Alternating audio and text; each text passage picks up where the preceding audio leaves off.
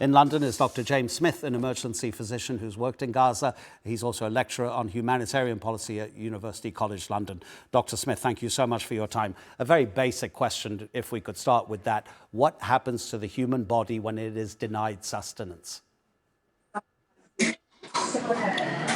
Well, the simple answer is that people die. They die over several days. If they are previously physiologically well, it can take weeks or months.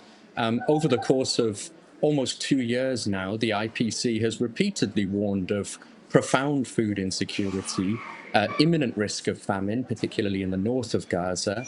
And of course, several experts have followed suit. UNICEF, Michael Fakhri, the UN Special Rapporteur for the Right to Food.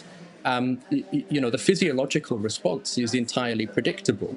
And if you intentionally deprive someone of food for a sustained period of time, they of course become malnourished, combined with the rising risk of respiratory diseases, gastrointestinal diseases, which of course are now rife given the conditions of overcrowding and poor sanitation, is a recipe for exactly the catastrophic situation that we now see, the entirely predictable, manufactured situation that is now playing out throughout Gaza. And what about the effects on new mothers and young children? Because we've seen those two categories of citizens suffering more possibly than others.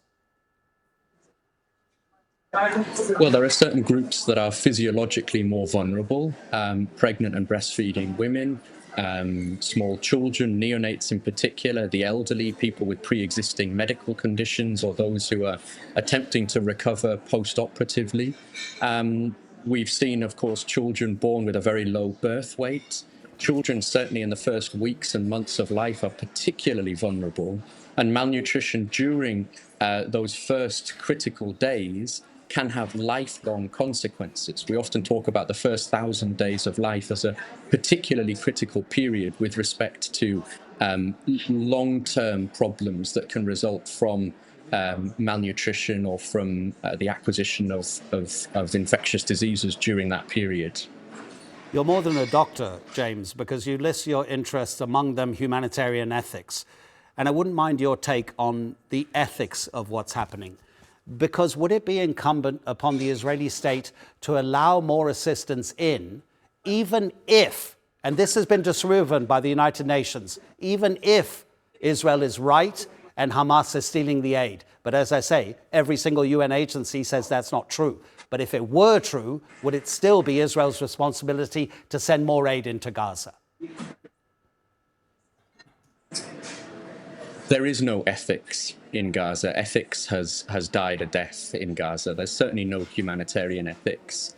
The simple answer to your question is no. There is no legal basis for Israel to do what it's doing. As you say, even if a small portion of aid was being siphoned off, that doesn't allow for a belligerent party to engage in collective punishment in any form, certainly not to this degree. That there is nothing that is remotely legal. If we forget the notion of kind of ethics and morality for a moment, this is completely illegal.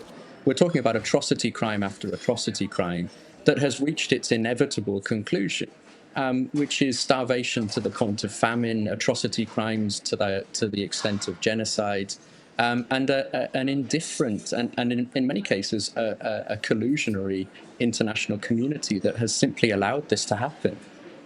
James, can you tell us about your experiences in Gaza? You spent at least 2.5 months there, I believe. When was it, and what did you see? I was last there over a year ago now, and the conditions were horrific then. On the 3rd or 4th of January 2024, the first time I was in Gaza, our team had treated patients that were showing signs of malnutrition. We published a press release at that time alerting international actors to rising numbers of patients with malnutrition, in the same way that the IPC and other actors alerted the so-called international community. Absolutely nothing was done. Every single healthcare worker and humanitarian worker who has gone to Gaza and has felt able to speak out and to testify has reported the most horrific conditions, unparalleled in any of the other conflict or humanitarian crises that we've worked in any other context. And everyone I've spoken to has said exactly the same thing. Dr. James Smith, thank you very much indeed for your time.